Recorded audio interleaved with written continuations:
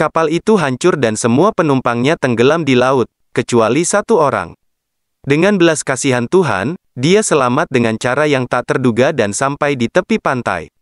Setelah beberapa saat dia sadar kembali dan membuka matanya, dia menemukan dirinya sendirian di Desula, Thailand.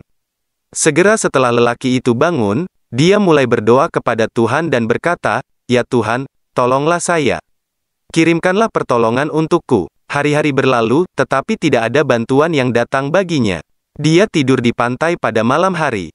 Keesokan harinya, ketika dia bangun, dia kembali berdoa kepada Tuhan, tetapi tidak ada bantuan yang datang.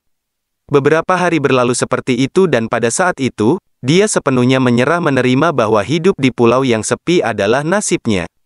Lelaki itu mulai mengumpulkan kayu dan rumput untuk membuat pondok untuk dirinya sendiri. Dia mengumpulkan barang-barang dari kapal yang hancur dan menyimpannya di pondok itu. Dia bertahan hidup dengan makan kelapa dan ikan di pulau tersebut, tetap tinggal di pondok. Suatu hari, dia menyalakan api dan pergi mencari makanan.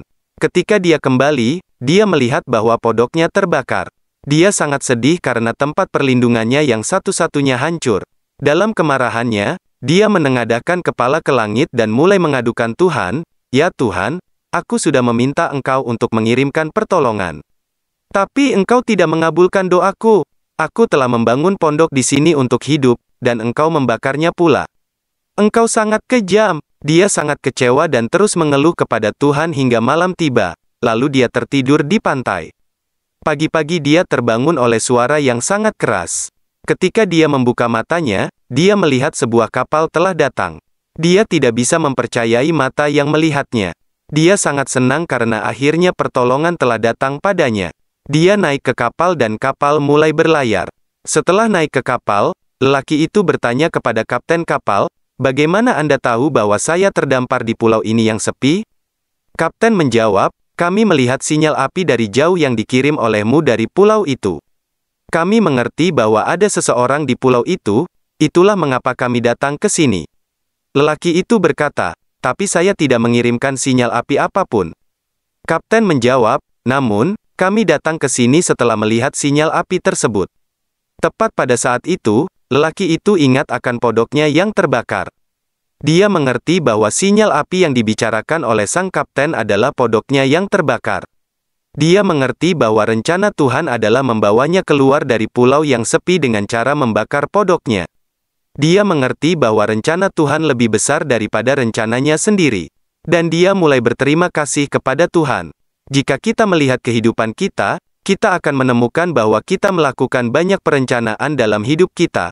Tetapi apa yang kita inginkan tidak terjadi, dan apa yang terjadi tidak sesuai dengan pilihan kita. Kita selalu mencoba memahami peristiwa dalam hidup kita dengan pikiran terbatas kita. Ketika kesulitan datang, iman kita mulai goyah, kesabaran kita mulai terkikis, harapan kita mulai memudar, dan kita mulai mengeluh kepada Tuhan. Namun, pada saat-saat seperti itu, kita harus berusaha keluar dari kesulitan dengan mempertahankan iman kepada Tuhan. Di dunia dengan lebih dari 7 miliar orang, Tuhan memiliki tujuan dan rencana untuk setiap orang dari kita. Kita harus terus melakukan upaya dengan menjaga iman kepada Yang Maha Kuasa tanpa kehilangan harapan. Upaya kita dan berkah Tuhan bersama-sama bisa membawa kita keluar dari setiap kesulitan. Oleh karena itu, setiap kali dalam hidup Anda merasa bahwa rencana Anda gagal dan segala sesuatu terjadi melawan keinginan Anda, selalu ingat bahwa mungkin Tuhan memiliki rencana lain untuk Anda, dan rencananya selalu lebih besar, lebih berani, dan lebih baik daripada rencana Anda sendiri.